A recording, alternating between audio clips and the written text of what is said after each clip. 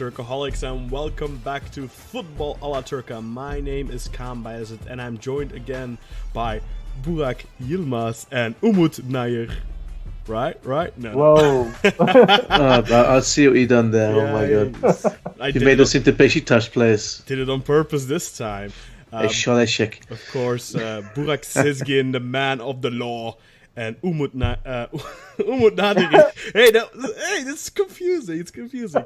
Umut Naderi, of course, the man with the amazing hair that he shaved, I think. Or do you have a big Fellaini hairdo again these days? I'm gonna manage it to make it longer again. Okay, that's pics or it didn't happen, right? If you're listening to this and you found us through our new podcasting network, Big Heads Media, then thank you very much for coming and checking us out. We hope you will enjoy our program and will continue to listen and, of course, subscribe on Apple iTunes or Google Chrome, Google Play, whatever. So please leave us a review and stuff like that. But definitely, I hope you'll enjoy the episode. So for the listeners we already have, of course, we're embarking on a new adventure. We're joining the Big Heads Media Group. That means we'll be sharing a network with a lot of other big podcasts, such as, from the top of my head, the Serie A show, for example, of my friend Nima Tabalai and John Solana, Chloe Belsford, I think. So definitely go check that out. The main difference you'll notice that we'll have some cross promotion going on, some advertisements spliced into the episodes, which you may notice. I'm not sure if that will be in effect this week already. We are still in the midst of moving the podcast, but we have already signed the paperwork, so it's already official. It just, may take a couple of more days before it's all said and done and actually gone into practice, but that's we already talked about it a little bit last week, of course. But guys, you definitely had an exciting week. Burak in particular, you had your big dance off last week. How did it go? Well, yes, the Salesforce Strictly dancing extravaganza went very well. I was dancing a tango after 4 weeks of lessons, and I'm pleased to say that I was runner-up with my dance partner, which is very, very good. But most importantly, we were also voted the People's Champions. So this was where there were about sort of 50 tables at the event, and each table had an envelope where you could donate some money because it was an event for charity. So you would donate and select your favorite dance couple from the evening after all the dances had finished, of which there were 12. And it was excellent because we went up on stage, we got our runners-up award, came back from stage, and then our names were called again. So we went back up on stage, got our awards, came back down, and it was great. I think we may have shared the link to the dance on our social media, but if not, I'll do that after the episode. So the next few days, you'll be able to go to our Facebook page or our Twitter account and see the link to my dance and leave me comments. I wore a very fetching black and red outfit, so you could say I went for the S2E14 colours there. But it was a really fun event. I would recommend ballroom dancing to anyone who wants to have a bit of fun, improve their fitness a little bit. It's great for couples, or if you're going on your own, then you will make loads of friends there as well. So I brought home 2 trophies. So from now on, you can call me Burak 2 Cups. Thank you very much. More trophies than Fenerbahce have won in the last 5 years. Congratulations, Burak Sezgin, for that. Someone has to do it, right? Exactly. Umut, were you up this week? Did you do some dancing? I couldn't, to be honest, because I was busy with my assignments. As the semester ends, all the things just scrambling up because getting harder each week.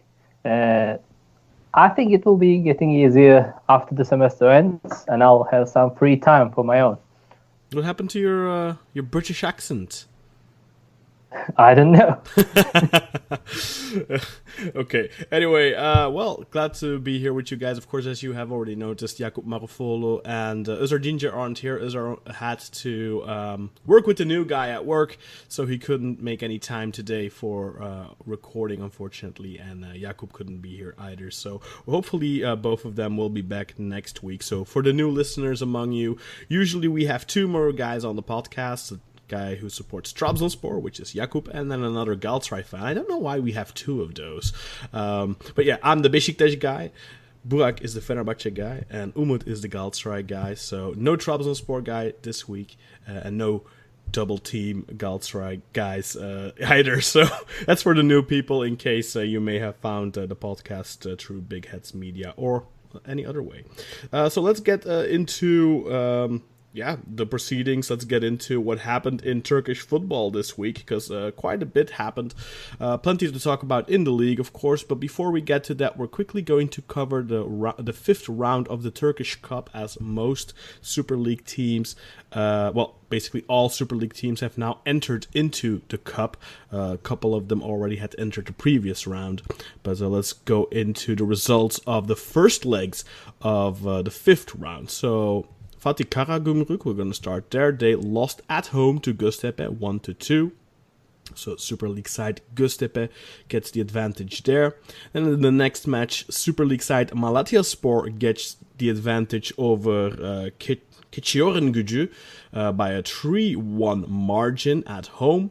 Alanyaspor made quick work of Adanaspor, winning 5-1, and Sivasspor on the road did the same against Erokspor, winning 2-0, so a good advantage for them. Fenerbahçe also gaining a very good advantage going into the second leg, winning 4-0 against the former Super League side Istanbulspor, who are currently in the second division in Turkey. And then we have Hekimon Trabzon, who lost 1-0 at home to Başakşehir, so advantage Başakşehir there.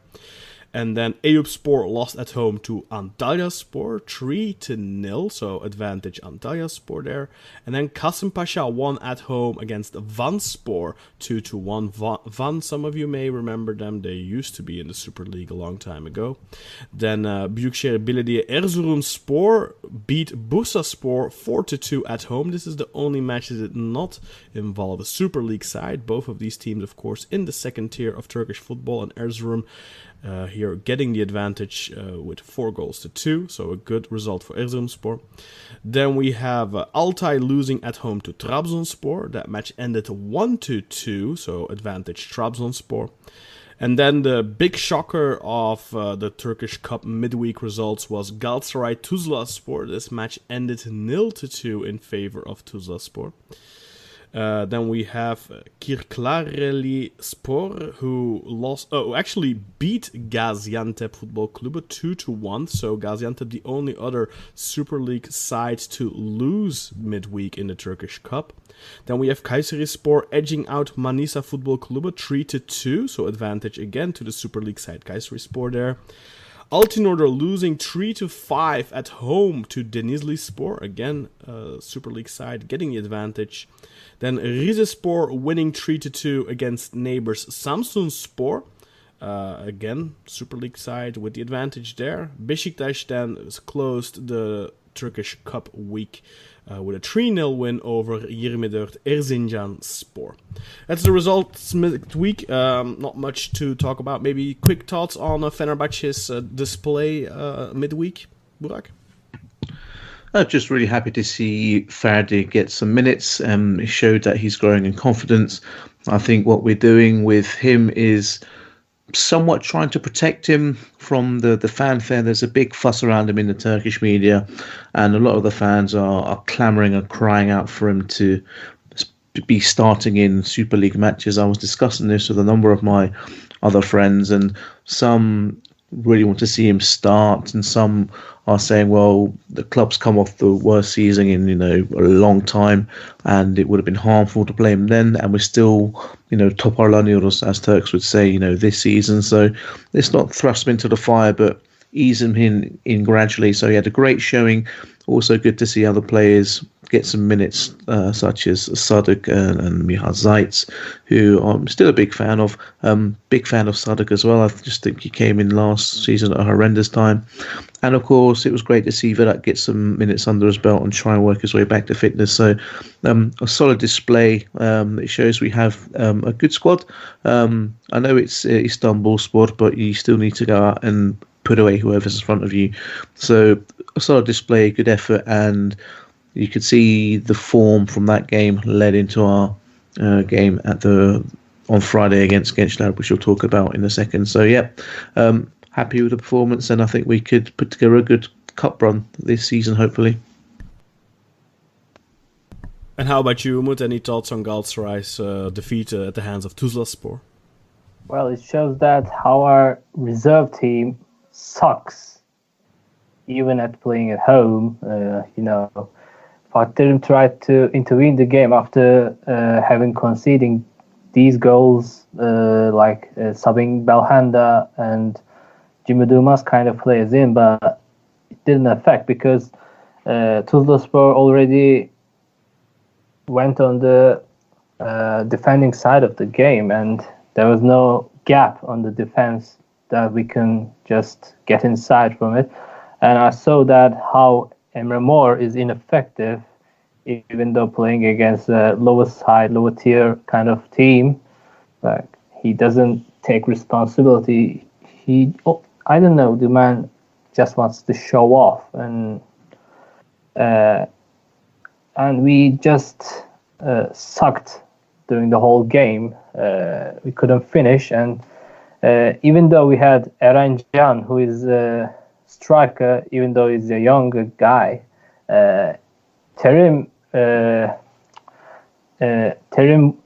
played him during the Club Brugge game, but even though he had him on the bench in this game, he just put Reindonk on the striker side, but couldn't even score a goal. So we just played really bad during the game. Do you see? How do you see Galatasaray's chances to rectify this in the return leg? Yeah, I think because of this result, Fatih Terim will gonna start with a proper formation and players for the second leg to get a win from them. I think it's easier with the better team out here playing good football, because on the weekend we saw that Galatasaray played a proper game with proper players, but playing with the reserve team and the players, those are not ready, and I think some doesn't want to play, even though we don't see them playing often. Like Emre Mor, as I recall correctly, he said that the fans shouldn't be expecting me to contribute to the scoreline because I haven't taken enough time. But as you see, we seen the Ömer Bayram kind of player who has been contributing to the scoreline from the start of the season, even though he has been played in a different role and different position where he used to play. And I don't think this is an excuse to be told by a player, and it's been pretty bad for Galatasaray. And we need a player who is as I said in the previous episode, Onyekuru kind of player who is fast and who is a finisher to take the game out. Because in these times, Galatasaray lack that kind of player. We don't have a fast player on the pitch. You see Beşiktaş having Enkudu, Diaby, Fenerbahçe having Rodriguez. If you can say who's the other guy, and Moses, you can count them as well. But we don't have any kind of players similar to that. Yeah, plus you'll lack half the team due to injuries and stuff. So, of course, yeah. You may have the opportunity, of course, to bring Henry Onyekuru back on loan, perhaps in January, as he is really not getting a lot of opportunities at Monaco right now. Yeah, but having him coming as a loan will make us into a lot of more trouble, because right now half of our team is built on loanees like Lemina and some other players as well. And it will mean that on the summer we have to build another team by paying more amounts. So even though we're in crisis, this will mean that we're going to be bankrupt, like after several years, like how Beşiktaş did in last 3 years or so. They were building up a newer generation, going really good, and they broken a record in the Champions League groups and qualified as the first team. But after that, nothing happened. After that, everything collapsed. So yeah. Yeah, true. But of course, the economical situation in Turkey plays a big part in everything, and it's all difficult to. I think transferring a player of Onyekuru's quality is not very easy right now for any Turkish team. I mean, you have to be able to pay 15 million euros or more. It's not something I think any club can do right now. Well, we have seen Galatasaray do funnier stuff, but realistically, they shouldn't be spending that type of money. But let's move on to the Super League games, because otherwise we're going to have a 3-hour episode. Yeah. Let's move on to Friday, and let's have Burak have his say over Fenerbahce's emphatic win against Gençlerbirliği. This match ended 5-2. The scoring started in the 8th minute, and it was Gençlerbirliği who got the scoring started against the run of play through Giovanni Siu. But Vedat Muric equalized with a very I used the word before, but an emphatic header in the 23rd minute on Mauricio Isla cross. Very nice goal to make it 1-1 after 23 minutes. Then Luis Gustavo with a screamer from outside the box in the 32nd minute made it 2-1 to Fenerbahce. And Vedat Muric with I'm just going to leave the commentary to Burak on this one, but a very good goal in the 39th minute from Muric to make it 3-1. And then it took a while. Fenerbahce took the foot off the gas pedal a little bit, but in the 74th minute, Ferdi Kadiolo made it 4-1 with another great strike from outside the box, and then Bogdan Stanko managed to pull one back for Gençlerbirliği. But in the 87th minute, finally Max Kruse got his goal and made it 5-2. He also had a goal disallowed earlier in the match already, I believe for offside. So the full-time scoreline reads 5-2 for Fenerbahce, and I think we're going to get about 2 or 3 minutes of gushing over the man Vedat Muric from Burak right now. What can I say? I'm in love. I think one of the best target man striker we've had arguably since Pierre van Hooijdonk.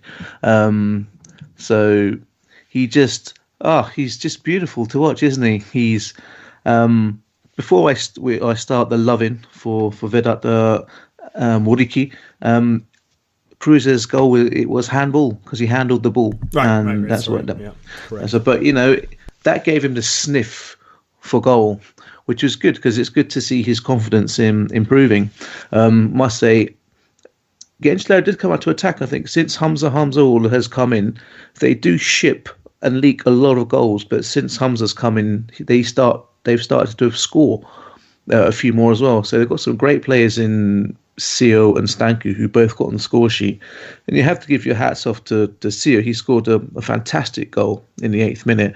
The ball came into him. And this is after Gary Rodriguez had spurned 2 chances again. So that boy, he's doing a bit of a Papis Cisse, isn't he? He'll get 10 chances and he might score 2 or 3 of them and then miss the rest. But he does have his good points, but he is extremely frustrating to watch at times. But, still love you, Gary. But now Sio's goal was, you should definitely check this out. He got the ball, turned on a sixpence, and with that left foot of it, rifled it past Altay. I think he had Gustavo and Sadok trying to close him down, but he was just too quick. So just goes to show Gençler do have some quality up front. But we go to their defence. I mean, the first goal is you look at Vedat and he's extremely powerful. He's a tall guy. I think he's 6'3", 6'4". He's built. His wife feeds him raw meat, as we all know, to get his strength up. And it was just a good headed goal.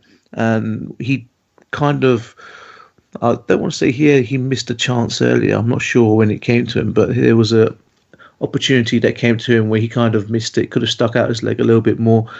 I'm not sure if that's due to his lack of match fitness, but if we skip to his second goal, I mean, that is, I was discussing this with a few friends of mine as well, and that is just pure battle and resolve, and that's what coming up through the lower ranks of football and coming from pretty much nothing instills in you. Maybe it comes from his heritage as well, his Kosovan heritage. He's got that warrior, that Dardanian spirit within him.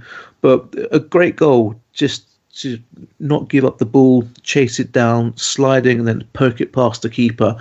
And that, I think, just embodies a spirit of the man. He will fight, he'll scratch and claw, and he'll do his best. And great goal. Following another Luis Gustavo special, that's the kind of shot that he likes to do. I must say the ref did really well in the lead up to the goal as well, because I think Isla was fouled, and some of the players looked at the ref to say, hey, what's going on? But he played the advantage as we're going forward. So a good bit of refereeing there, and Gustavo with his trademark finish into the bottom left-hand corner past the goalkeeper. You would have expected maybe the goalkeeper could have done a little bit better, but, I think maybe a Muslera or Can, if they were in goal after their space at the weekend, they would have saved that. But great goal by Luis Gustavo. And then half-time, off goes Serdar Aziz. Hopefully it's nothing too serious. And in comes the wonder kid, the people everyone is talking about, Ferdi Kadıoğlu. And you've got to say, 74th minute, he scores a great goal. I just love the way he wears his socks as well, halfway down his shin. This is very sort of Gerd Müller-esque from the 70s. But he got the ball on the edge of the area, and his first instinct was to shoot. It wasn't to look out to the wing to see if he could pass it out wide. He didn't want to pass it back. And I think that comes from the confidence that he gained from his display against Istanbulspor, where I think he played a full 90 minutes. And whatever's happened at training or at Samandra, Ferdi himself has come out and said, I need to work harder on my game and chances will be afforded to me.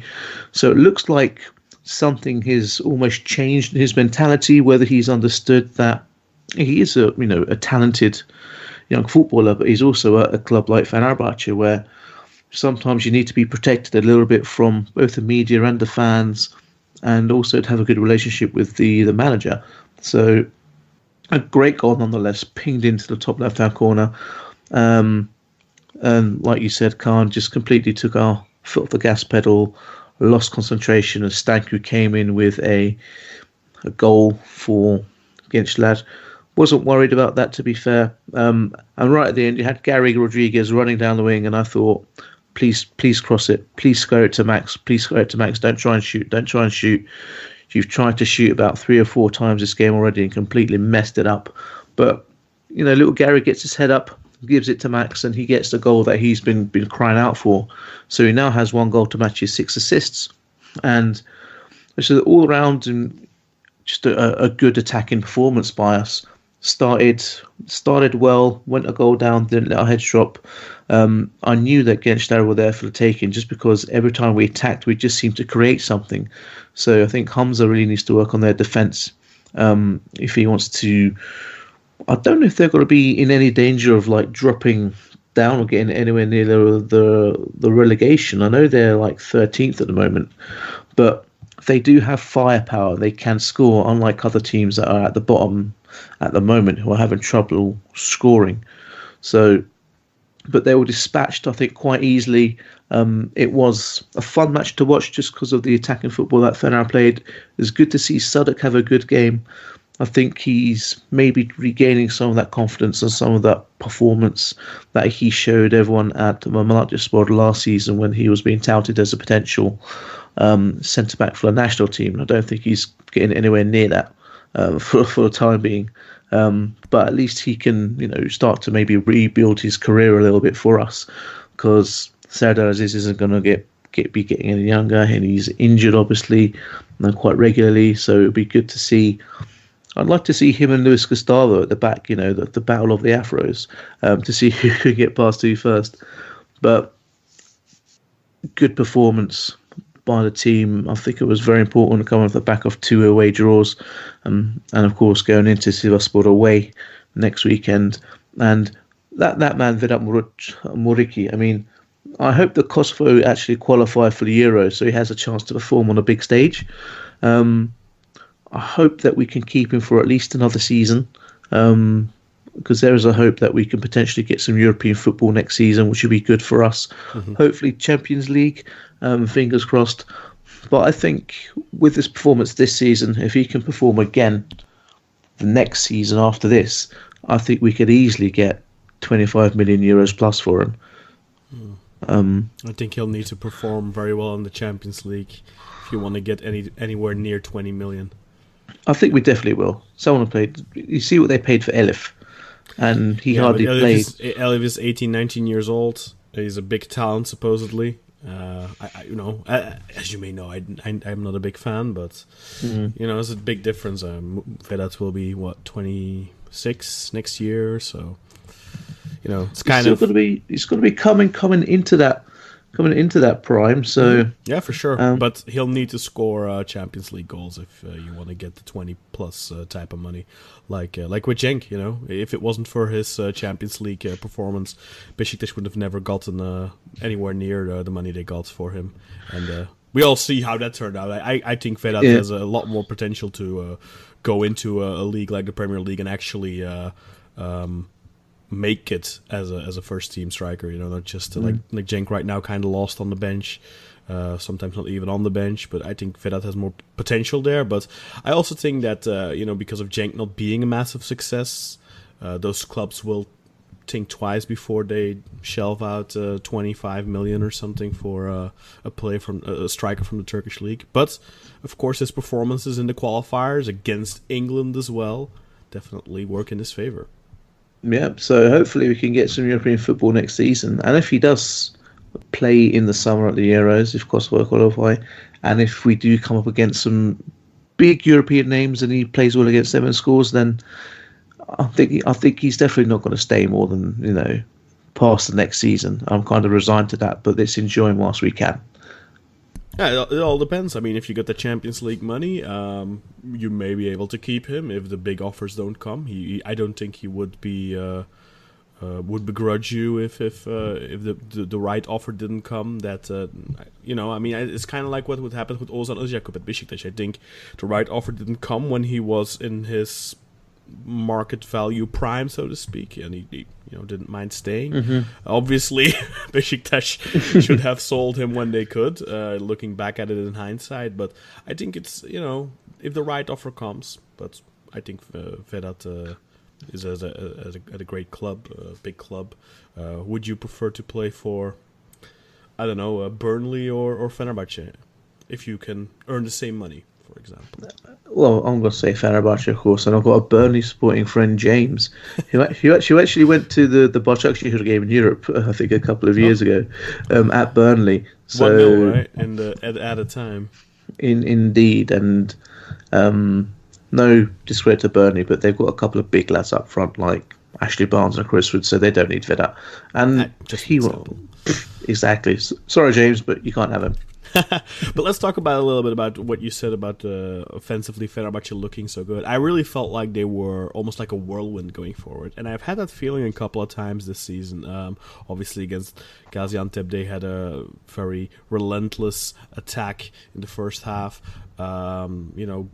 Yeah, they got 3 penalties, but I think it was mainly just the sheer overwhelming of their opponents. And I've seen them do that a couple times at home this season. But then we look in the away games, and none of that we can find back. And that's kind of what we saw of Ersun Yanal in 2013-2014 as well, where there's this really overwhelming drive forward, a lot of bodies going forward. It's very difficult to stop when you suddenly have 3-4 guys penetrating the box and the crosses coming in from the area. I think Fenerbahce do that really well when they're playing well. But of course, as we've seen in the previous 2 weeks as well, in those away games, we do Fenerbahce do lack that. I think that's their main working point. You can see that they have that potential. I also really like the fact that Gary squared it for Max Kruse. I think in general you could see that not just Gary, but also I think Vedat a couple of times, they really wanted him to get his goal. Multiple players of Fenerbahce were feeding him and trying to get him into scoring positions. It felt like they really wanted him to get off the mark. And that showcases good team spirit. Yeah, and some older Fenerbahce fans who are listening to this may remember when Fenerbahce signed Tanju from Galatasaray, and he was having a really bad scoring drought. Hadn't scored for a long time, and I can't remember who Fenerbahce were playing, but it was Aykut who squared the ball to Tanju when he could have taken a goal on himself, just to let Tanju get that goal and get that confidence up. So a little reminiscence of that when Gary squared it, but like you said, it's it shows the team spirit that they wanted Max to get on the score sheet. So a little trip down memory lane for fans who are in their sort of late 30s like I am. I bet I could regret it later when Alex broke his record though. Anyway, great win for Fenerbahce, of course, coming from back-to-back draws in away games, which was always going to be tough. Let's move over to Saturday then, where Malatyaspor took on Sivasspor. This match ended 1-3 in favor of the league leaders. Hakan Aslan, the captain of Sivasspor, had put them ahead in the 26th minute, and just 4 minutes later, the unavoidable Mert Hakan Yandaş got on the score sheet again, made it 2-0. Guilherme then pulled one back in the 37th minute for Malatyaspor, but in the 54th minute, Emre Kılınç seemed to kill off the game. I think up until that point, it was a really even match with Malatyaspor having a lot of opportunities, but I felt like that Emre Kılınç goal kind of took the wind out of their sails. I believe Burak is going to talk about this one too. We had this one assigned to Özer, but unfortunately he couldn't make it today. Yes, absolutely. So Sivasspor showing everyone why they are thoroughly deserved league leaders. I mean, that threesome they have of Hakan Aslan, Mert Yandaş, and Emre Kılınç, Turkish a trio as well, showing that they are causing a lot of damage. Each one of them scored today. And by watching them play, you can just see they played some really smooth, slick football, quite quick as well. But to say that Malatya, created quite a lot of chances as well. They were unlucky, I feel, to not get another one before the Emre Kılınç goal, killed off the game, like you said. I think Gökhan Töre, again, didn't have a bad, horrendous game, but it wasn't like a super great game. You saw some flashes of his tricky wing play, but nothing that made you think he's going to be going back to a top 3 side anytime soon. Both goalkeepers as well pulled off some good saves during the game. Jahovic missed a great chance where he nearly lobbed it over the Sivas keeper coming out, but just a little bit too much. And then obviously you've got Hakan Arslan getting booked, which means he's out of the Fenerbahce game next week. I think it was a deserved booking. He went in quite hard on a Malatyaspor player, and although afterwards he had a disgraceful act with, you had Fatih Aksoy getting booked for poking a Malatyaspor player in the face. Maybe not even a poke. Whatever less than a poke can be, that was it. And he went down like he'd been absolutely peppered with an assault rifle. And again, that's just disgraceful. No, there's no place for that. And it was right in front of the referee as well. And I can't remember the name of the Malatyaspor player, but he should be just ashamed of himself for doing that.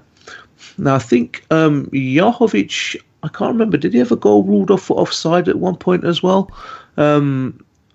I think he did. Guilherme, maybe?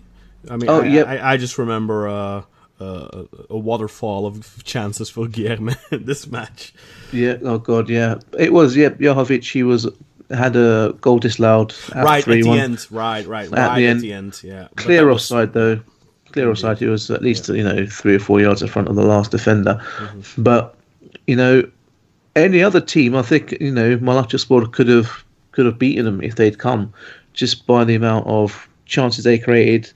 I think Sivas really gave them a good battle, and they showed everyone why they're good for their position at the top of the table at the moment. And like we mentioned, next week it's the big game. Fenerbahçe, they're on a Saturday afternoon in the cold of Sivas, so expect to see lots of Under Armour leggings and gloves on players.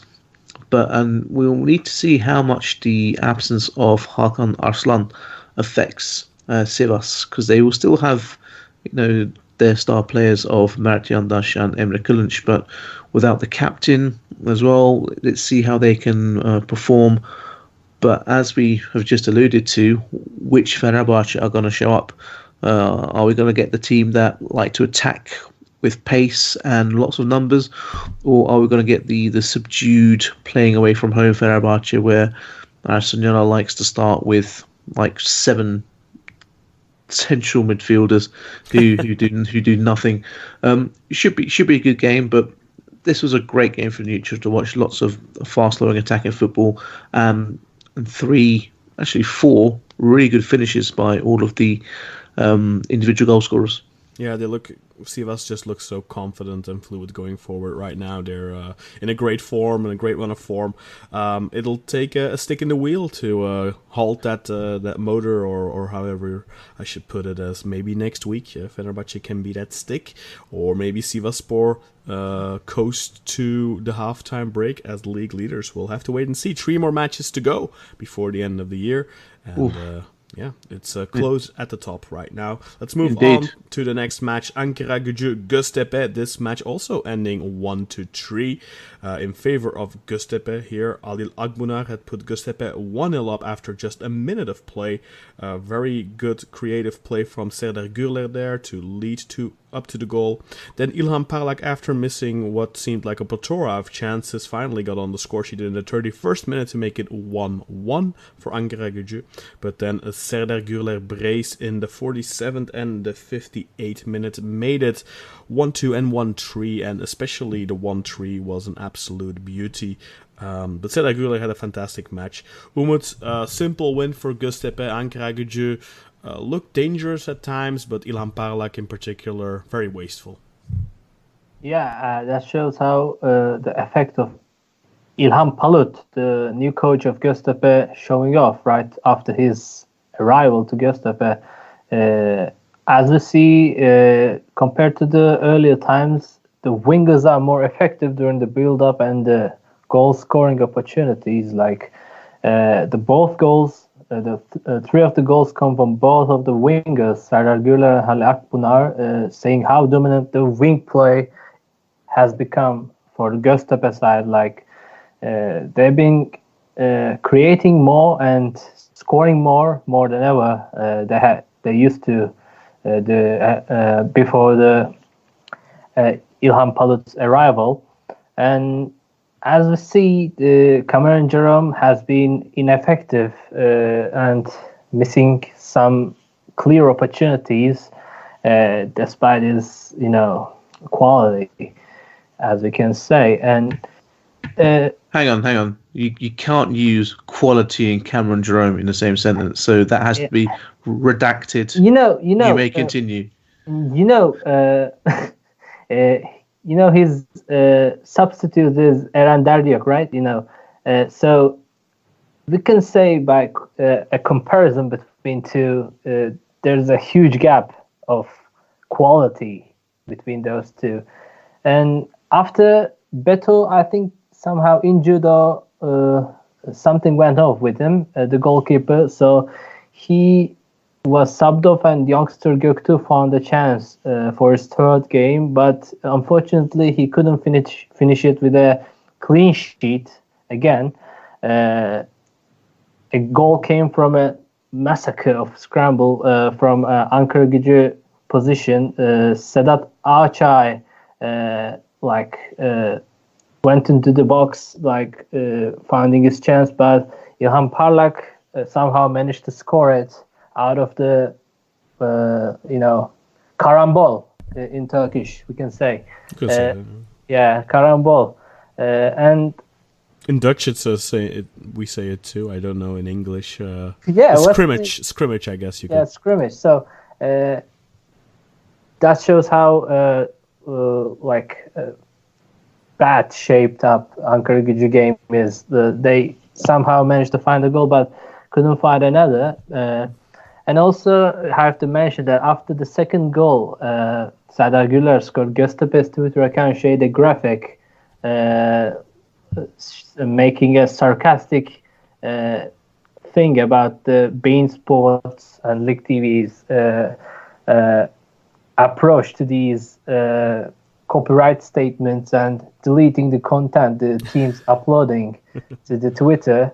They shared a graphic resembling a championship manager or football manager kind of thing, 2D graph of the goal, which is a kind of great thing to see. Yeah, definitely. Oh, that's that. Okay, let's move on to the next one. Galatasaray taking on. Before you do that, I think David Orgel should have been sent off in this game. For that push? Not the push, the stamp afterwards and the intent. I think I missed that. Yep, he did push someone. He did look frustrated, for sure. Frustrated, but then when the guy on the floor, he goes for the stamp, and you can see that there's malice, intent, and aggression there. And according to the EFAB book, which govern the laws of football, and of course, being a man of the law, to me, that should have been red card for David Orgel. You should never let your frustration boil over into that. So I think that was missed, and it didn't even go to VAR. Okay. There we go. Burak saw you, David. Don't do that again. Exactly. Let's move over to the next match. Galatasaray beats Alanyaspor 1-0 at home. The only goal of the match here coming in the 20th minute off of the penalty spot through Yunus Belhanda. 1-0 at full time for Galatasaray, a much needed win for them. They were winless in their last two games, I guess. Big win for Galatasaray. Umut, they needed this very badly, but it required a heroic Muslera performance to salvage those 3 points. Yeah, I think all the Galatasaray fans are praying for Muslera, like şükürler olsun for his saves has been made. And for the start, Terim started the game for 4-1 with Steven Nzonzi lying behind the mid four and Adem Büyük as a sole striker, because we don't have any other strikers left, unfortunately. Even though we had seen Falcao on the bench at the start of the game, which is quite a shock for us. It's been long enough and there has been no feedbacks whatsoever from the team as his Falcao state, what happened to him, what has been going on. But I wasn't expecting to see this man on the bench that night, and it was quite a shock for me. And after all these negative feedback for Belhanda from the fans, like he has been booed too many times after he has been subbed off. All the fans expecting that Terim won't be giving it any time, but he is so stubborn. Yeah, Terim is, him, and he gave. I think he is just too much confident on Belhanda, or I don't know if he's needing him or if it's some kind of team formation thing. I don't know about that, but he just loves to play with him. And I don't know why. Even though I like Belhanda as a player, I know Özer hates him too much. Have to say it. He started Belhanda on the right flank as a change, which is a huge change for it, because I think he's just fed up with the mistakes he did on the midfield, and giving the ball away on the midfield makes it more dangerous for Galatasaray to play as a defensive part of the game. Makes it more dangerous and makes us concede more goals. And also having him playing on the right side could have helped Mariano for his duties on the both sides of the game, both offensive and defensively. So Terim wanted the ball handler to help out for the weight Mariano had to deal with during the game on the right flank. And as for Lemina, he's been brilliant for the recent weeks, and he helped out the defense as well as the man who starts out the attacks from the back, and he's been brilliant. He just dribbles out all the way from the back, starts all the attacks, builds up play, and I've started to like him too much that I will be very upset as soon as his loan ends, because he reminds me of Felipe Melo. He's the aggressive guy and the guy who wants to take responsibility even though how the situations are, regardless. And also a little bit aggressive against the opponents gives some intimidation to them. And as for man of the match, Fernando Muslera made 5 crucial saves as he's saving the 3 points for Galatasaray. The hardest one, I believe, was the Bakasetas shot from the inside the box, and the favorite foot of Bakasetas shot the ball to the far post, and Muslera saved it really well. I think it was the kader anı, a moment for the match, as Muslera saved those 3 points. And after the last minutes of the game, we saw Falcao has been subbed in and at last performing, but he couldn't get any chances to score, unfortunately. I think he needs some more time to adapt, but I don't know. We don't have any time left. It's already been, end of December, and the first half of the season nearly come to an end.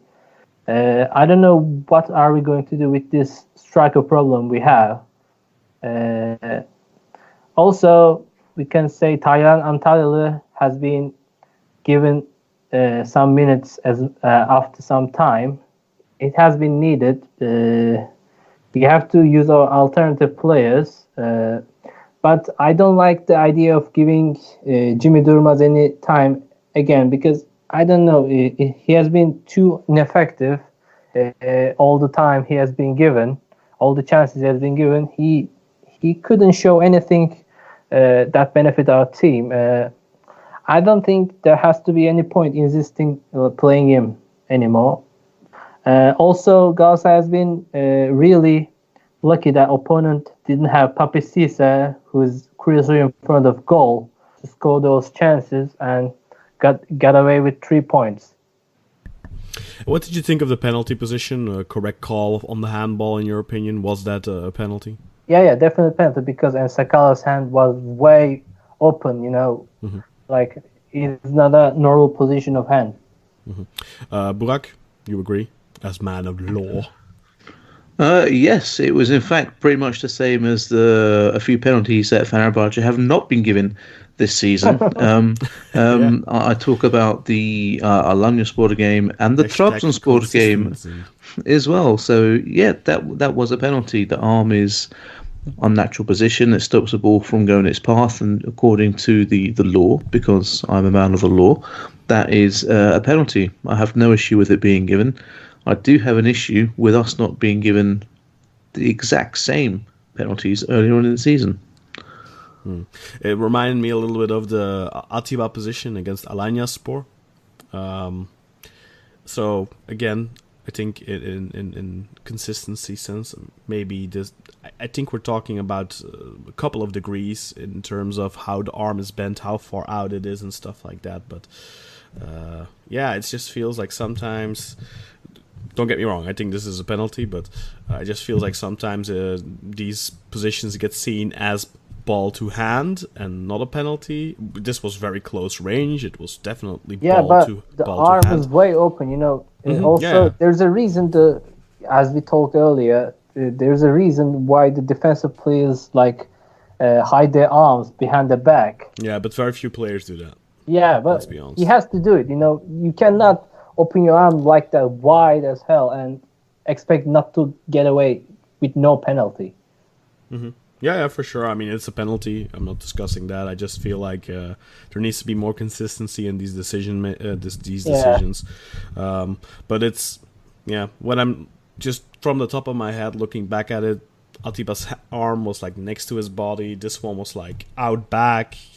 It's different, but still, it's similar. Still, you know what I mean. So sometimes it's a penalty, sometimes it's not. I get how that can become a little bit annoying for fans watching, even though I think in both you have to look at every situation individually. Of course, I think here you cannot make the argument of, look, he's running. It is kind of like, it's a natural running movement, but his arm is way back. It's you can control yourself a little bit more, maybe. Anyway, clear penalty. A couple of more penalty shouts in this match. I think one for Alanyaspor 2, but that was an arm very close to the body. I didn't think that was a penalty. And it's just, like you pointed out, Muslera making some great saves in the second half. But Galatasaray also got a goal disallowed after just 5 minutes from Adem Büyük on a free kick. Correct call on the replay, but close, I think. Very close, actually. So, some fans, I think some deluded fans wants to say it has been tampered with, But I don't think that, because all I count on is the offside calls, because all been done by a software inside the computer. So I believe those are all true, Every week you have these things. I mean, we're gonna get to this a little bit later in the Besiktas game too, where I showed you guys the picture too, and I have to admit it looks weird, but I think it's a little far fetched to say that I can imagine people on Twitter, people on the social media going into Photoshop and messing with an image, but it's a little far-fetched for me to imagine that the guys in the VAR room are taking 3 minutes extra just so that they can enlarge foot or something. That's just a little bit too. No, because all those software works with like 5 to 8 cameras with different angles, and all the software is based on that. All those cameras contribute to one single image, so. You can decide where the ground is, and after the perspective happens, where does the line go through, and after you can play with it in this application or software, what you call it, and it also gives you the izdüşüm, or what you call it in English. Let me see. Anyway, it's a great throwback to John McManus's book, Welcome to Hell, where he also speaks about the conspiracy theories and they're out to get us and that kind of mentality, which all the Turkish fans seem to have.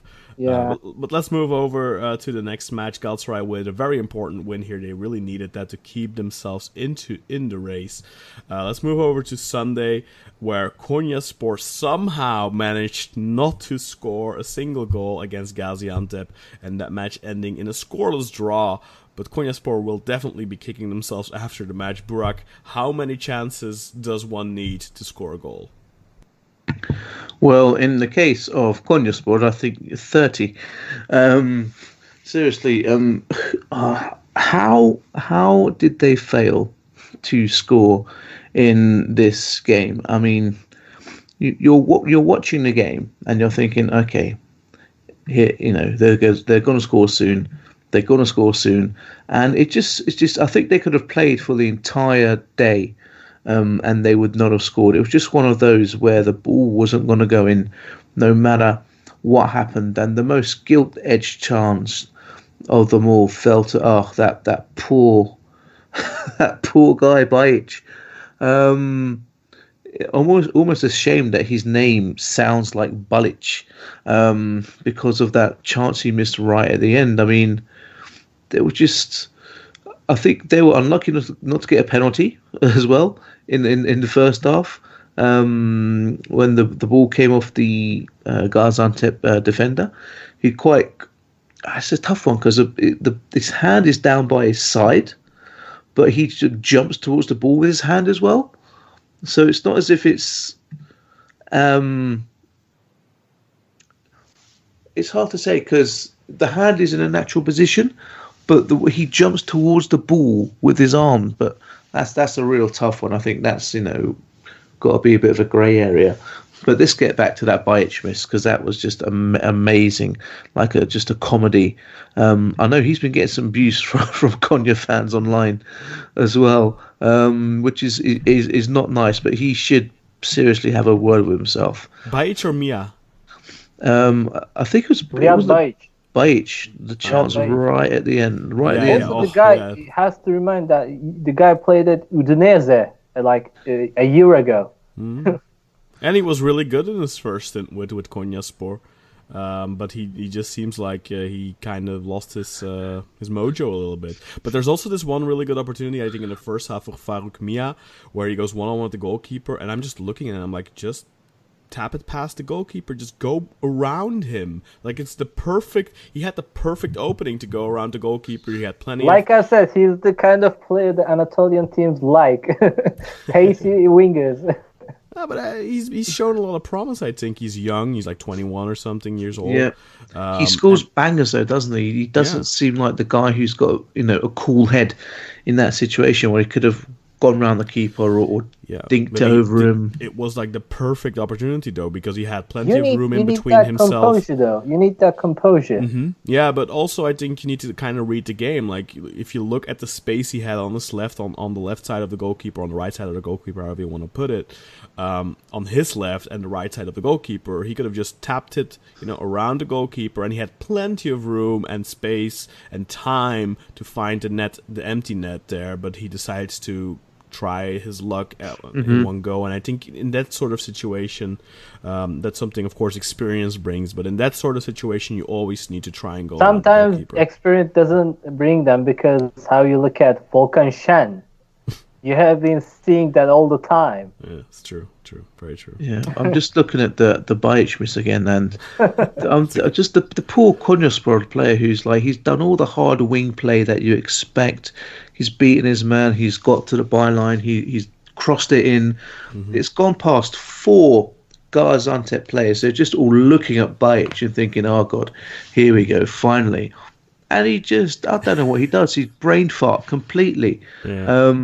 Comes off his he tries to put it in with his dick. I'm like, why? Just put your leg up and just like side foot it into the goal. I don't know what he's trying to do there. Just stick your leg out. Maybe it hits your knee. Maybe it hits your shin. It's gonna go in either way, as long as you just give it a proper connection.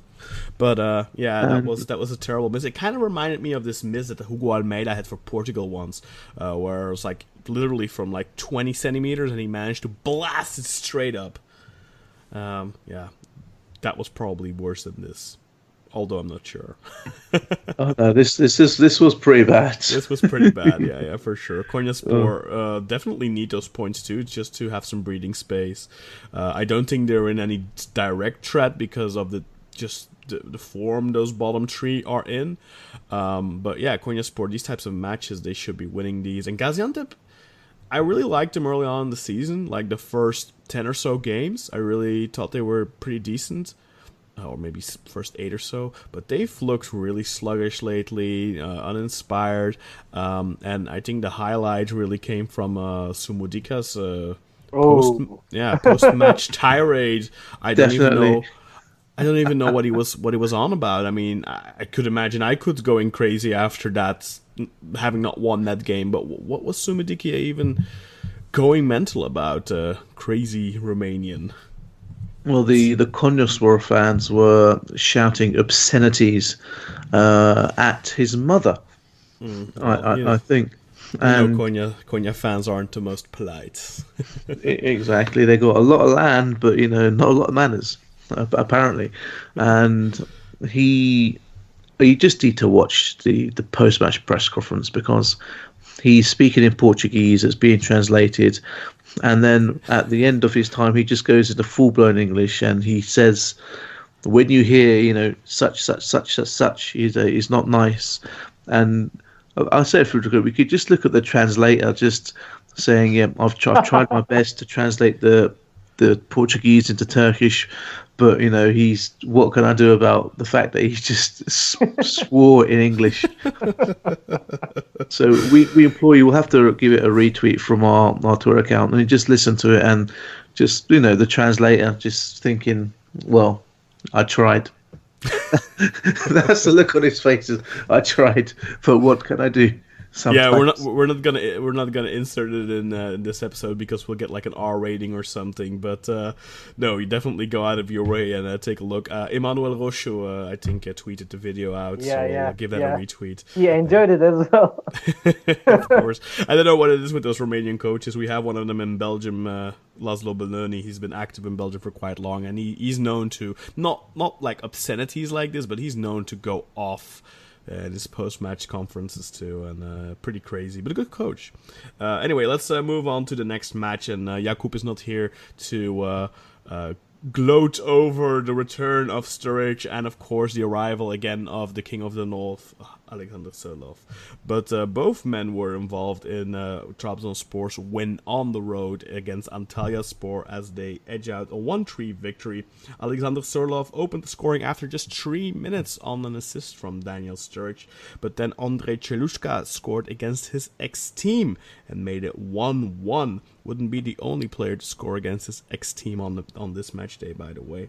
Anthony Wakayeme then made it 1-2 on a corner kick in the 25th minute. He followed up really well at the far post to make it 1-2. And then Yusuf Sarı just before halftime made it 1-3. Very good goal by the young Turkish winger. And there's also something I wanted to ask Burak. There's a penalty position at 1-1 on Yusuf, where I really felt that, to me, that was a push in the back. That wasn't shoulder to shoulder. I don't know what you felt about that penalty position on Yusuf.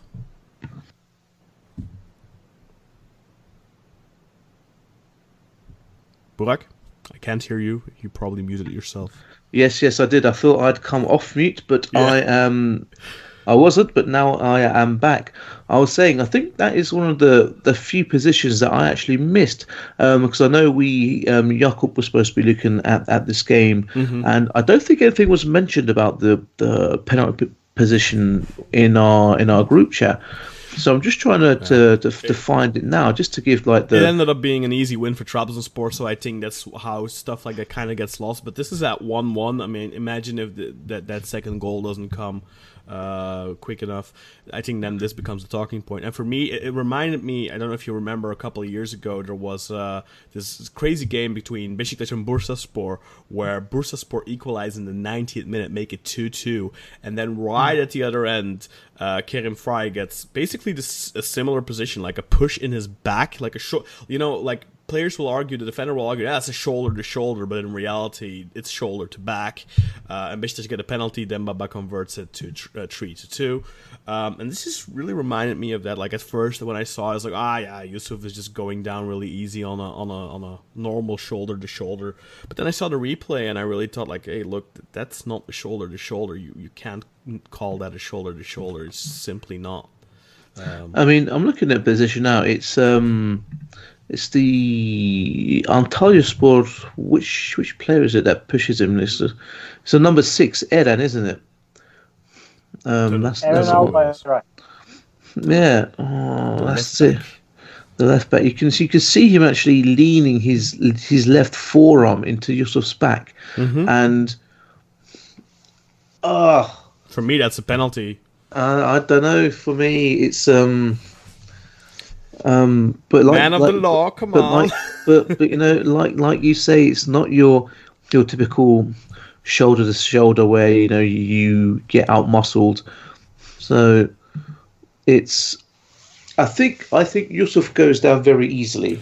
He does, but I think at the same time, Yusuf is a player that's he's a high speed type of player. He's there at high speed. It doesn't take much to bring you off balance. I think if you feel that, you go down. It's just I don't think it's up. I think if you go ahead. That's the thing with the little players. Lack of physicality comes that they want to use that into their advantage, like how Emre Mo goes down very easily. You can see that how other small kind of players get on. they want. Yeah, of course. Sometimes they're just looking for it, and of course here he is kind of too. But at the same time, Eren shouldn't be doing that. I think the fact that he has gone down the way he's gone down has actually worked against him, and the ref has thought, do you know what? Maybe you've made a little bit too much of it. But I don't know if that could have gone to VAR. I think that's the thing. If that had gone to VAR, I think the ref should have given it. But I think because in the speed of the play, he probably thought, oh, come on, Yusuf, you've gone down really easily. That's not a penalty. But if you're looking at the position slowed down, and that's why VAR is there, to look at these positions slowed down, you could clearly see that the forearm goes into of Eren, goes into the small of the back of Yusuf and just gently helps him along. And because he's running at such pace, like we pointed out, all it takes is a little clip or a tap when you're running at such pace for you to go down. But I think his theatrics have worked against him. But in hindsight, not hindsight, but saying that it should have gone to VAR, and you have convinced me by making me watch and rewatch that.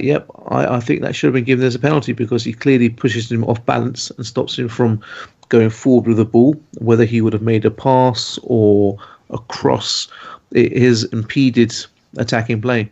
Yeah, and plus, I think it's a little different when I think like last week, you have Emre Mor going one-on-one with a guy and then basically running into him and trying to, win a penalty that way. And I think I said the same thing with in the Beşiktaş game in midweek, and where you have El Neni who cut it back against Bratislava and then runs into the defender. And yeah, there's contact. You can't argue that, but you're clearly looking for the contact as the attacking player. And here I think you can't make that argument. Like, Yusuf isn't looking for the contact. He's feeling the contact. He's going down easy. Obviously, he's looking for the penalty, but he's not going out of his way to make contact with the defender. Sometimes you have that where an attacking player will look for the contact and then fans go, oh, there's contact, that should be a penalty. But no, because the attacker is actually forcing the contact. And here I don't think that's the case. For me, this is a penalty.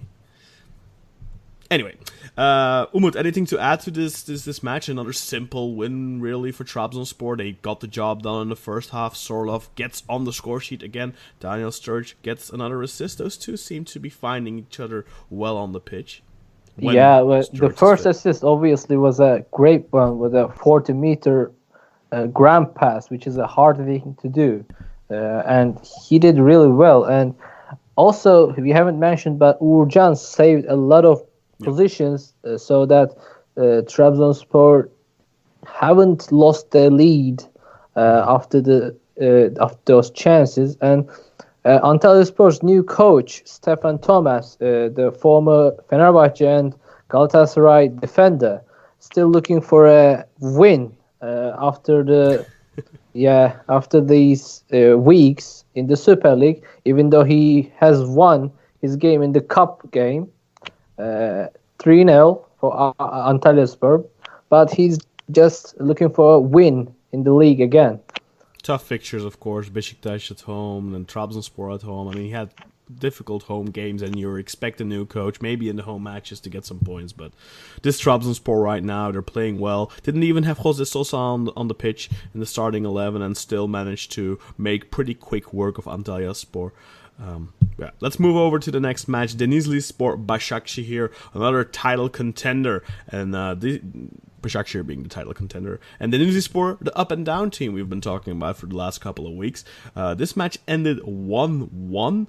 But it could have been very different. I think Başakşehir had plenty of chances to put this match away throughout the match. Edin got the scoring started in the 54th minute, but only 6 minutes later, Modu Baro, somebody who we've been praising throughout the season, I think, for the Denizlispor, he got on the score sheet, made it 1-1.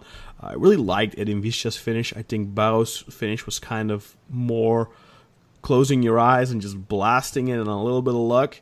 Then it was class, but Visca's finish, definitely go out of your way and check that out. He really puts the ball in position perfectly with his right, then finishes it gracefully with his left. Fantastic goal. but it's really Denizlispor right at the end, right at the death, who should have won it. And again, Barrow with the chance there after a fantastic rush from Estupiñán, but he hits the post. Looked easier than his actual goal. Similar to Faruk Mia's position as well, loss of composure. So like indecisiveness. I actually think he went for the placement. He actually went for a little bit of a. And also, it was his weak foot, actually, left foot. And yeah, that's true. It was left foot. I don't know if it was his weak foot. I don't know if he's left or right footed, but. Honestly, I think he did everything right. His placement was just a couple of inches off, but Denizlispor really should have stole it right at the end there. That should have been the winner right there. You can't miss those types of opportunities. Başakşehir started with Dembaba. No Crivelli. Yeah, and no Crivelli. And they actually missed out Enzo Crivelli, because what he did in front of goal, instead of scoring, he created too many chances, opening some gaps for their teammates. And what Dembaba couldn't do at this game, because he's too static in front of goal. I can't say anything about, because he's too old. You can't expect him to be that kind of mobile and running around in front of goal, just like Crivelli does. Yeah, it's literally 10 years in between them. Yeah. But I think Başakşehir wanted that kind of player on the pitch this time. Also, for sure, but he was suspended, yellow card suspension. So also no Gulbrandsen as well.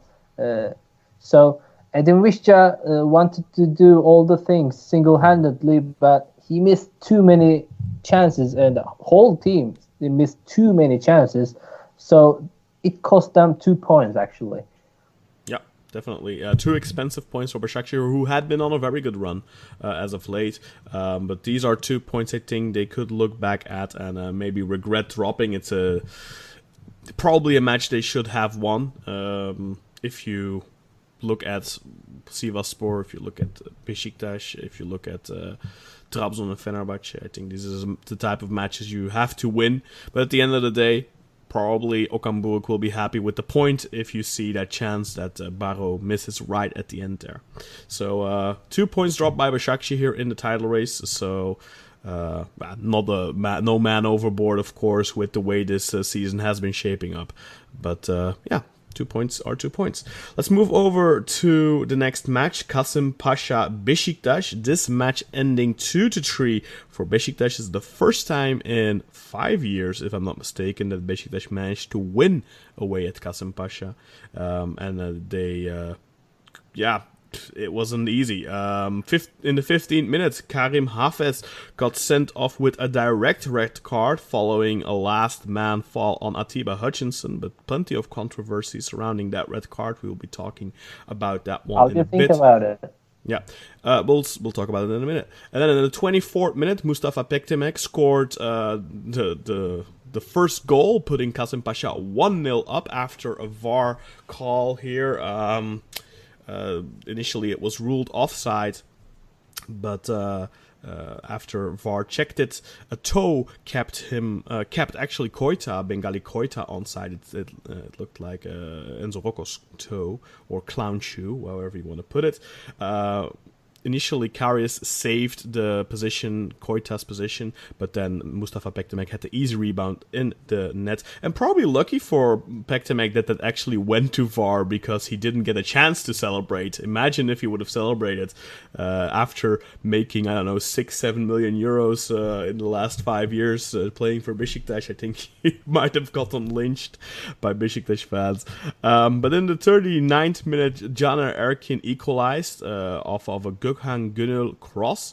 More luck than quality there, I think, from Caner. He just blindly volleyed it, and it somehow managed to end up in the goal. I think it went through at least one player's legs. 1-1 in the 39th minute. Then Beşiktaş scored again just a couple of minutes later through Abdoulaye Diaby on a Caner Erkin assist, but that goal was disallowed for offside. Correct call.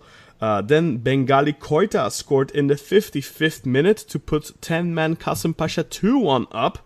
3 minutes or so before that, Bengali Koita should have probably been ejected from the match. However, he pretty blatant hit, slap. Yeah, I don't know how he hits Gökhan in the face pretty much. Already on a yellow card. Should have probably gotten sent off. And then, as Umut said last week with Serdar Aziz, then of course that man goes on to score, and that was the case here. I think that Serdar Aziz's position, like I said last week, for me that wasn't a red, but Koita, I think he had a couple of moments where he could have gotten sent off already. Definitely there, he should have. But then Umut Nayir, as a sub, came on the pitch, scored the equalizer in the 71st minute on a Gökhan Gönül assist. And then in the 5th minute of stoppage time, Umut Nayir again makes it 2-3 off of Jermaine Lens' assist. And Beşiktaş managed to steal a victory right at the end against a tired 10-man Kasımpaşa, who played with 10 players for 80 minutes pretty much. So almost the entire match, Kasımpaşa were down to 10 men, and it cost Beşiktaş a lot of effort to get the win. But let's talk about the big moment of this match, one of the big moments of this match, the red card for Karim Hafez. First, Umut, I'm going to let you have your say. I'm sure you have your opinion.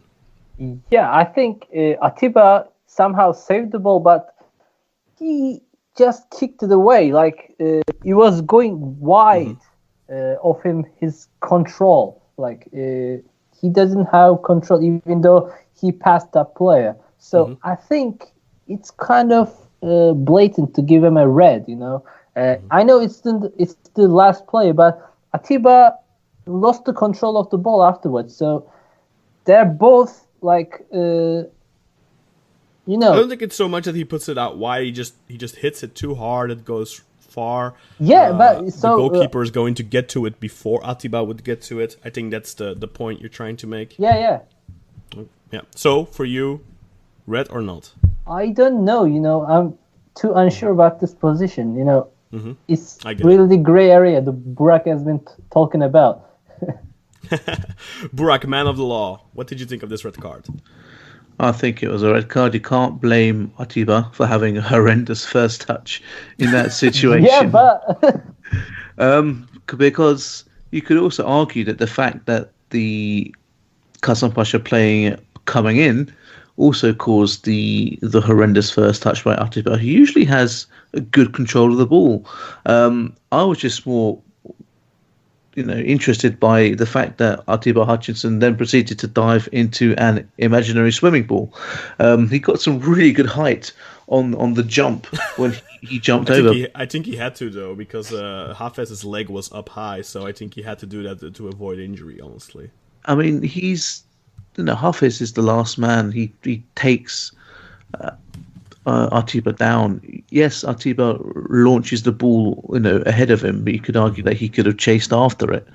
But, he wasn't afforded that opportunity because he was taken down by Hafez. And if the ball had maybe gone off to the left or the right, quite blatantly, you could argue the case that maybe that wasn't if it goes away from goal, basically. Yeah, that goes off horrendously. But this is just a really bad first touch, and the ball shoots out in front of him. But he could have potentially hurdled him and then ran after it. I don't think the goalkeeper was coming out. So the goalkeeper was quite far. I mean, he did come from deep. So, but the ball also went quite deep.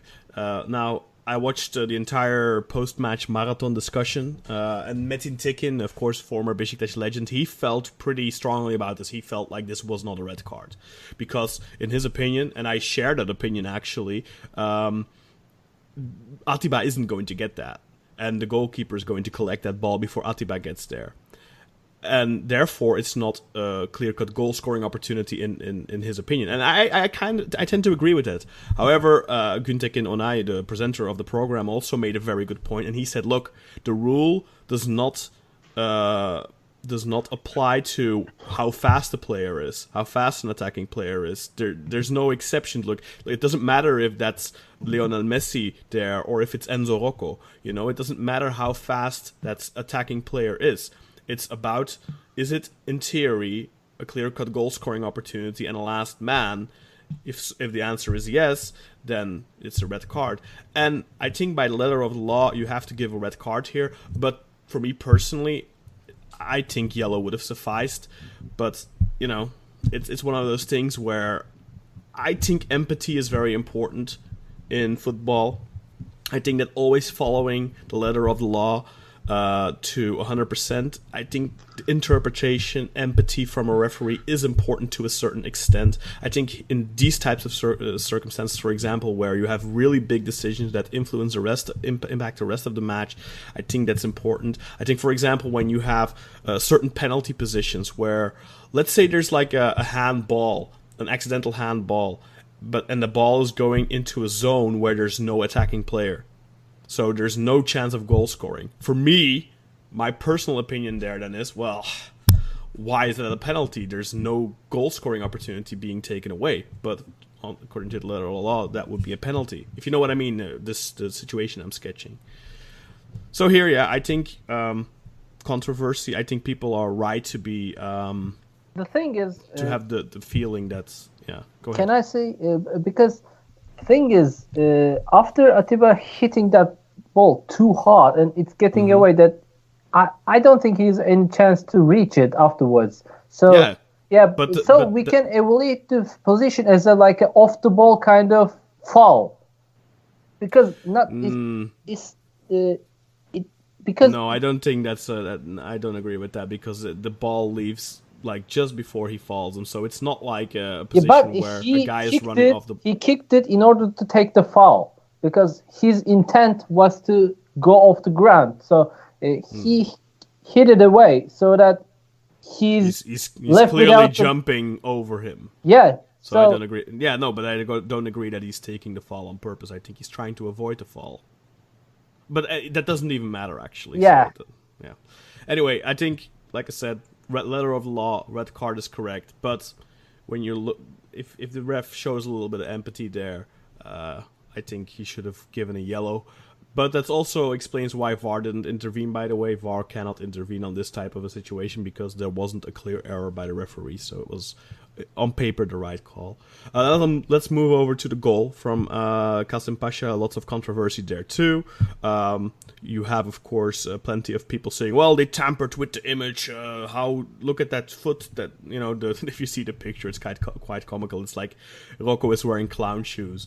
So that's the first thing. And then, of course, people are like, "Oh, there was a fall on Vida." Blah blah blah. And I looked at it back, but I'm gonna have you guys have your say first. Man of the law, Burak, what did you think? Was there a fall on Vida in the build-up to the goal? I think there was. I think it was that man Koita again, isn't it? Our favourite. Koita, yeah. Our favourite. He was involved in everything. He was really good, by the way. Bar the part that he should have gotten sent off. I thought he had a really, really good match. Yeah, strong player. I'm looking at it again, but you see both players going for the ball, both him and Vida, and it's tough. I mean, yeah. He steps on his foot as he comes down. He comes in to get the ball. Like, you can argue that he does get the ball, but it's the follow through, right?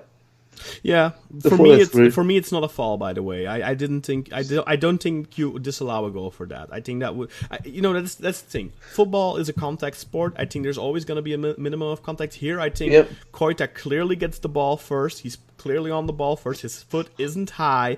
Yes, he comes down on Vida's foot. That's unfortunate, but I don't think that's worthy of disallowing a goal. That's just. Did Koita get booked for that?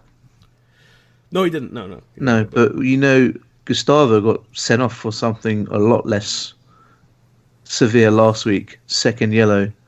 Yeah, it's a different situation, though. I don't think it is. I think he comes sliding in. Sliding tackles are always a little bit more risky. Sliding in gets the plus, like I said last week, I didn't think that was worthy of a yellow either. But I don't think that was the case here. For me, this is like two players going for the ball, one player getting to it first, and then unfortunately stepping on his foot. But I don't think he's like planting his foot extra to hurt the guy. I don't think there's malicious intent or anything like that.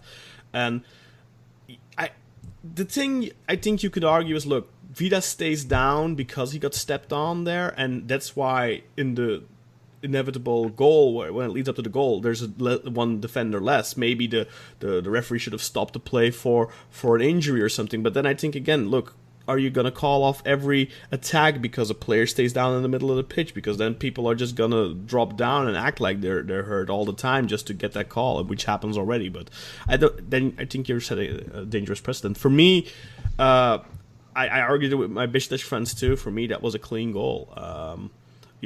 Bar the clown shoe if that was tampered with, but I don't believe so. I just think it's a weird angle or whatever, and it looks odd. But I mean, it's controversial.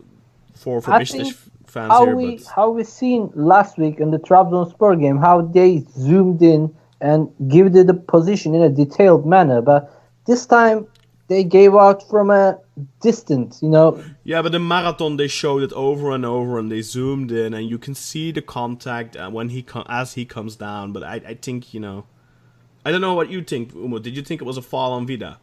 No. I'm talking about the offside line. Yeah, but they showed the line, so what else did they need to do? They did show a clear line. Yeah, but you've been saying that they've been like, it looked somehow weird, and how the shoe looked, how the toe looked. I think the problem is that when these things take long, like this was a thing that took like 3 minutes or something.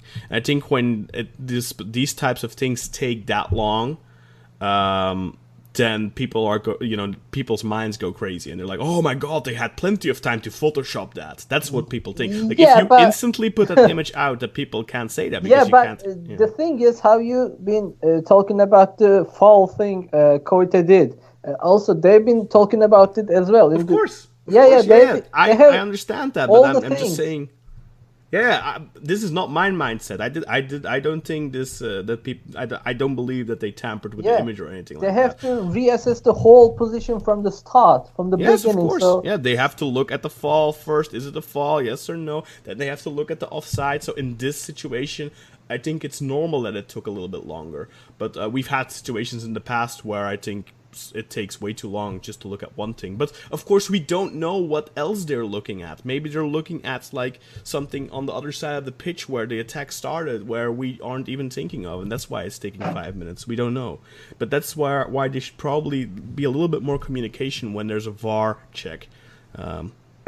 Anyway, let's move over to then Koita's well, first he gets booked in the first half. Then afterwards, there's a counter chance where he gets called offside, I believe, and then he kicks the ball away after the play, which in theory is a yellow card, and he should have gotten sent off there. Again, that's theory. Personally, I don't feel you send off a player for that. I think that would, like I told my friends, I think that would be cheap. Especially given the fact that they're already down to 10 men. I don't think that's how Beşiktaş should be looking to win a match with a cheap red card like that. But then in the second half, the position with Gökhan went already on a yellow, and I think I think it's on purpose, honestly. The first one he took, I don't think that one's necessarily on purpose. That's just him being tall and a little bit clumsy, maybe, having his arms wave around, and he accidentally hit Vida in the face. But the rule is, if you do that, it's a yellow. We saw Burak also get a yellow card for that in this match. But then the second one on Gökhan, really, for me, that's no forgiveness. That should be a red card. And Umut, let's see what you have to say first. What did you think of Koita? Should he have gotten sent off? Yeah. I think so, because of what he did. He's... As you said, he's a kind of clumsy and big-headed guy. Yeah. Big head media, folks. Yeah, some kind of reminds me of Cagney, Yeah, I mean, he and Cagney should have been best friends since he was at the Kasımpaşa like a year ago or so. Yeah, but I think it's weird because I think Koita, he's been at Kasımpaşa for like 3 years or something, and I remember his first season, he didn't score for a very long time, and he was kind of being ridiculed. But he's really grown into a fine striker, in my opinion, a very good target man. He's not a goal getter, but he's a very serviceable and very strong target man. He's the first guy this season that I've really seen give Domagoj Vida a run for his money in every physical duel, and that's not easy. Vida isn't the tallest, but he's very combative and he usually wins out. He's the first guy that really gave him a lot of trouble. Man of the law Burak Sezgin, red card for Koita. I think he should have got the second yellow for kicking the ball away. I think the position. Harsh. I think the position of the Gökhan is, 6 of one, half a dozen of the other. It's a bit of a coming together, and I don't think Gökhan takes a hit to the face. He goes down holding his face. You can see they come together, and Koita pushes him down from the back. I think that's less of a second yellow than the kicking the ball away, which is just a blatant, almost dissent type behaviour. Just you've got the ball, boom, kick it away. I think that should have been his second yellow and his red. I don't think the incident with Gökhan Gönül should have been a second yellow. I just think that's two players come together, and you see that all the time with nothing being given. So if there is another angle that is available, because I've only seen what's available on the beIN Sports highlights, I've not seen different camera angles of it, which could potentially change my mind. But having seen what I've seen from the highlights on beIN Sports, it looks like they've come together and he's pushed him in the back. Like Koita's pushed him in the back and Gökhan's gone to ground. I can't see any situation where Gökhan's taken like a hit to the face. No, in Marathon you could see that I don't remember exactly how it went, but you could definitely see that he made contact with his face, and it was a little. It wasn't like an unorthodox move. Like it wasn't a clumsy movement or anything. It looked kind of deliberate there. I also think El Neni should have got booked just before that as well for his challenge, and obviously he got booked later on in the game as well. El Neni, so he was very lucky not to get his first yellow card. I agree with that actually. El Neni is one of those. It's one of those cards where I think the first yellow should have come earlier, and then of course you're going to talk about second yellows. But I agree that. But then again, I think El Neni's actual yellow was on Koita, I believe, and I think Koita kind of flopped there. So then you go into discussions of maybe. But anyway, but yes, I think Koita should have been sent off. Then there's one more position which Atiba I don't Hutchinson and Quaresma. Oh yeah, leading up to the goal. It was a very nice. Some inappropriate hand movement by Atiba, I think.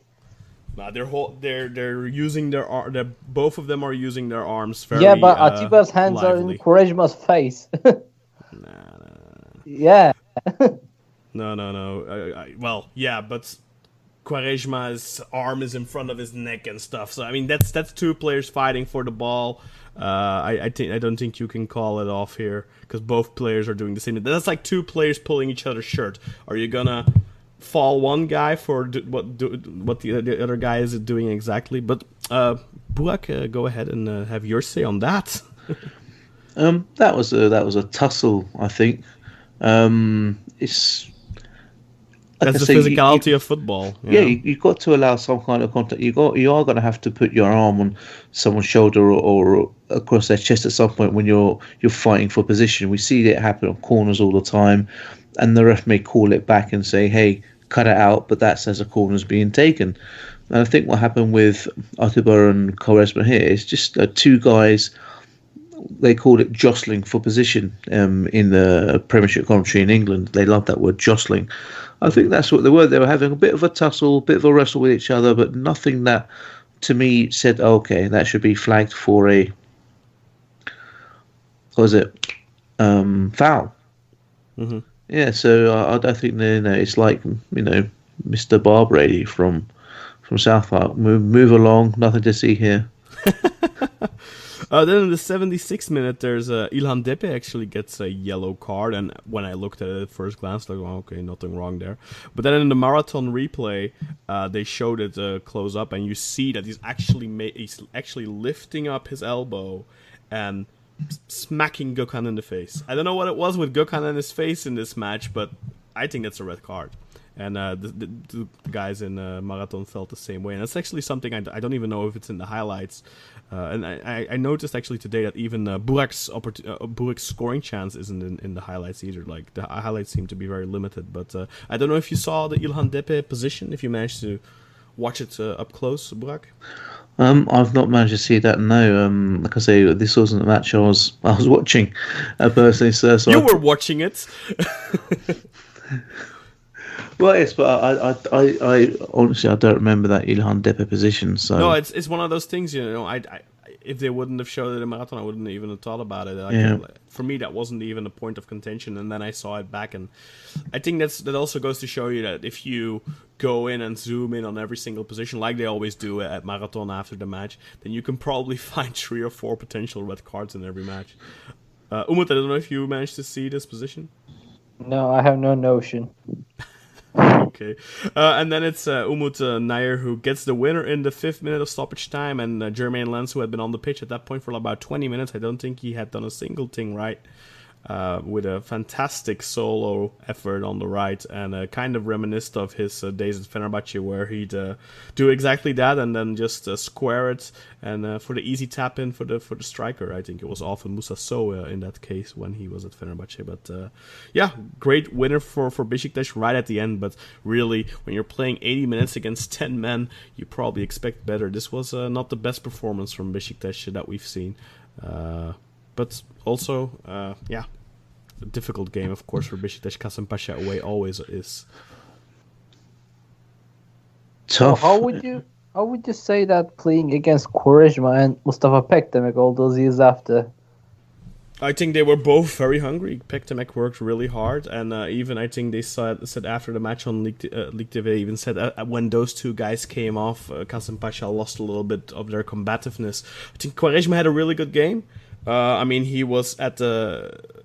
I don't remember exactly the build-up to the first goal if he was involved, but the second goal, he played a very big role. He had a very good through pass on Hajradinovic, who ended up crossing it in for Koita. And then actually, something I forgot to mention, a really crucial point in the match, I think the turning point, if you will, was at 2-1.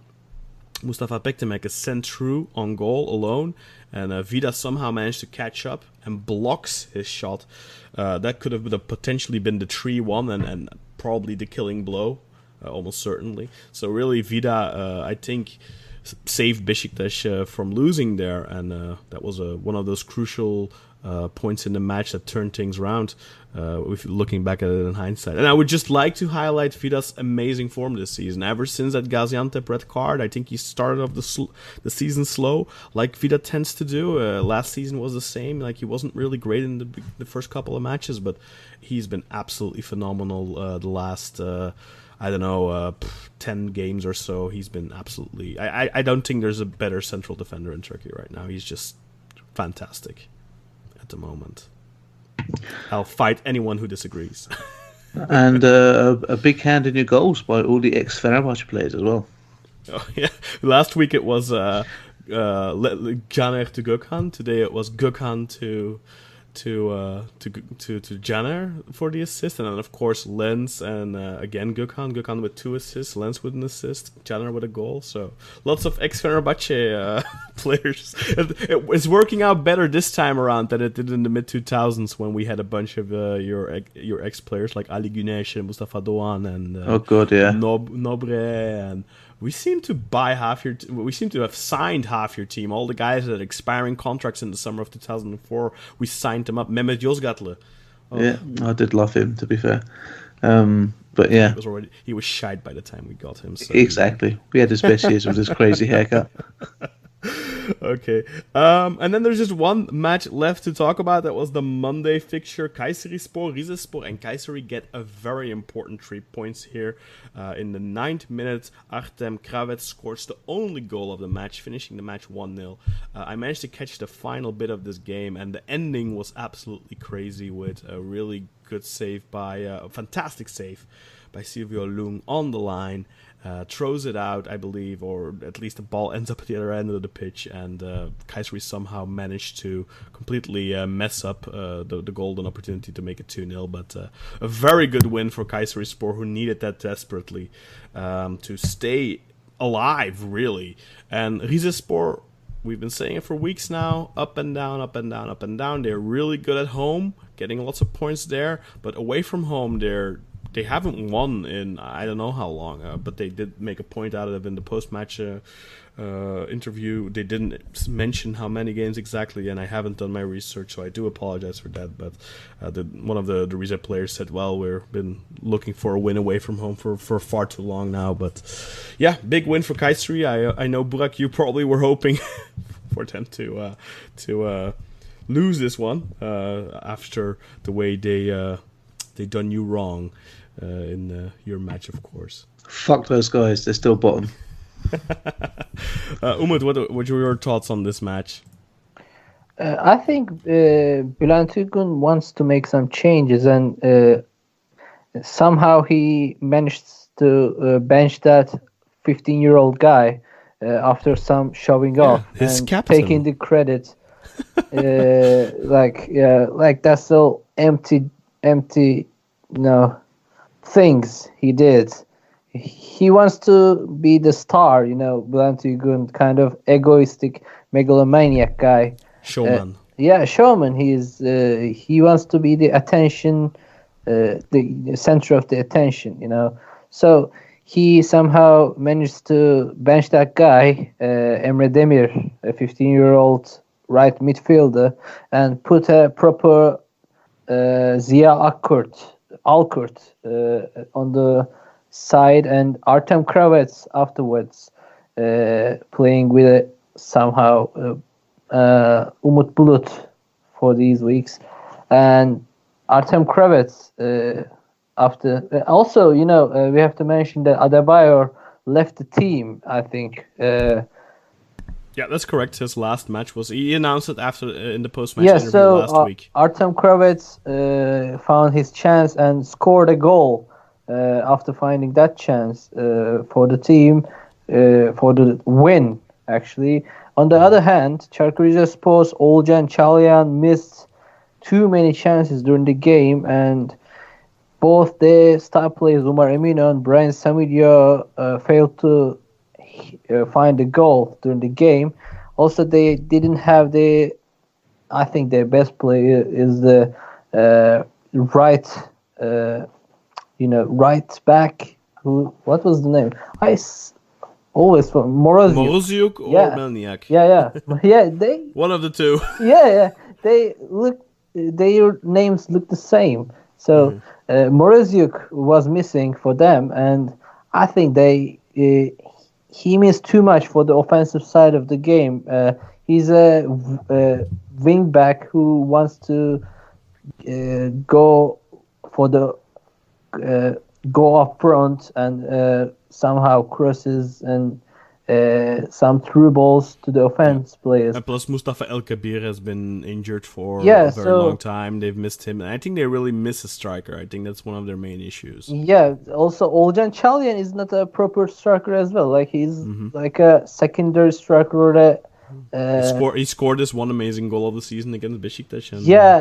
Somehow he did that, and also with a great run as well. Fantastic, great finish.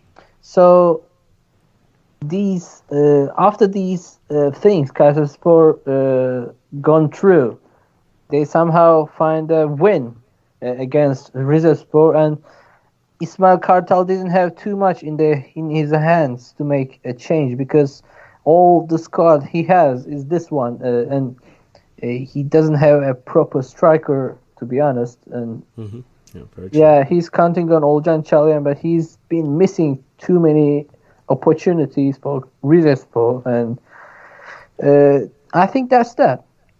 Yeah, let's head over to the standings and let's take a look at the effect of this week's results in the Turkish Super League. So still at the top of the table, of course, following their victory are Sivasspor.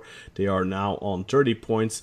Now Beşiktaş are in second position with 27 points, and then we have two teams in third and fourth on 26 that are Trabzonspor and Istanbul Başakşehir, and then Fenerbahçe closes out the top 5 with 25 points, and then we have a 2-point drop off to Galatasaray, who are in 6th position with 23. Then we have Alanyaspor with 22 in 7th position, and Göztepe and Yeni Malatyaspor both have 20 points in 8th and 9th position respectively.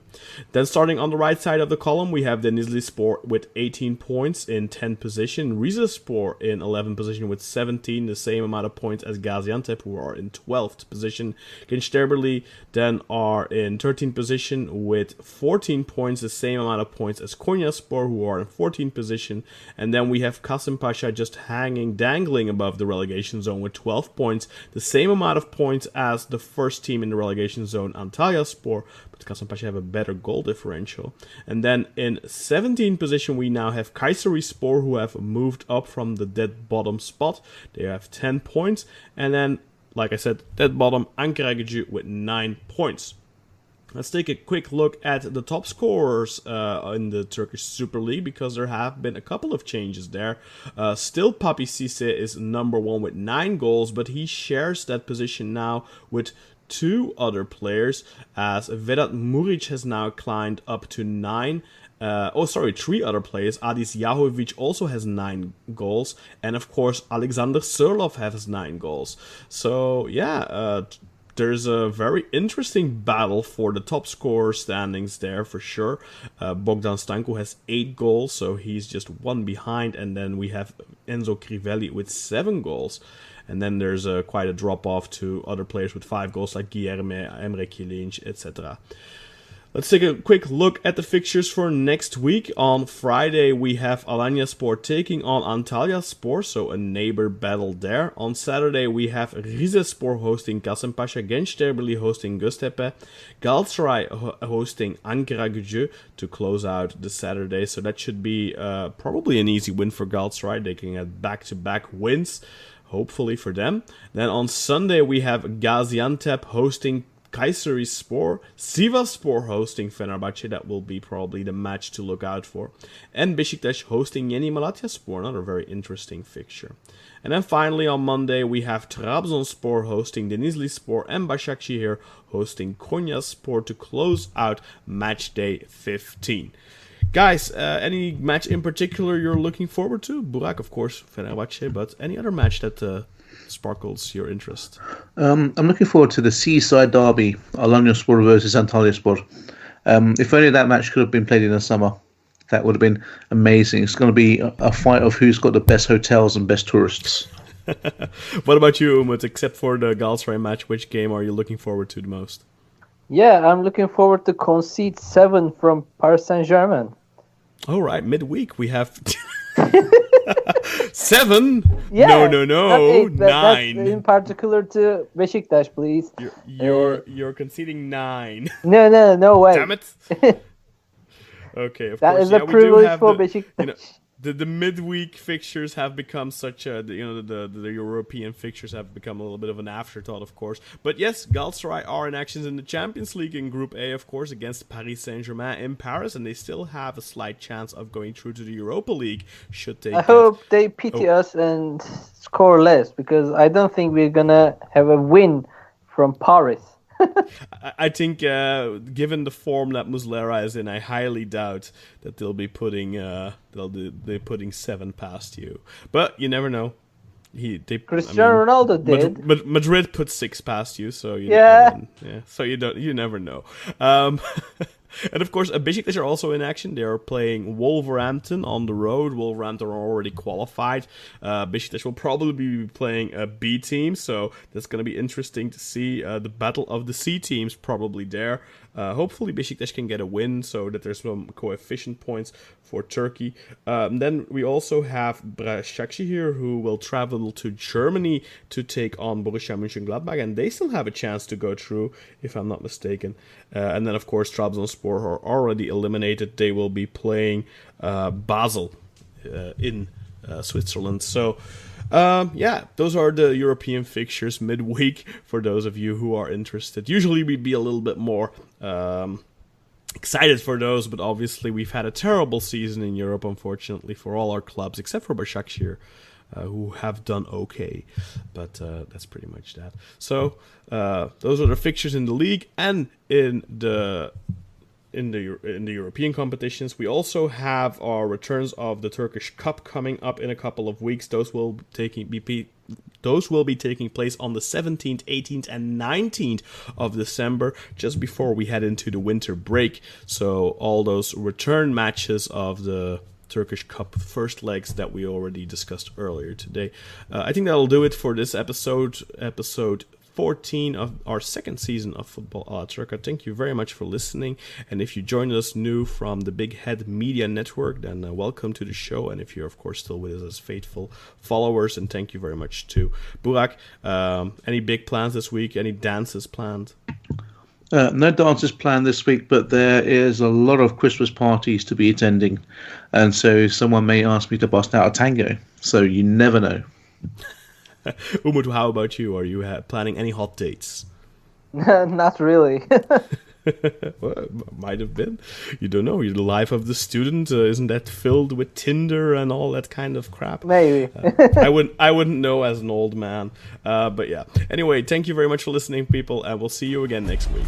Yeah, thank you very much. Thanks for listening. Catch you there.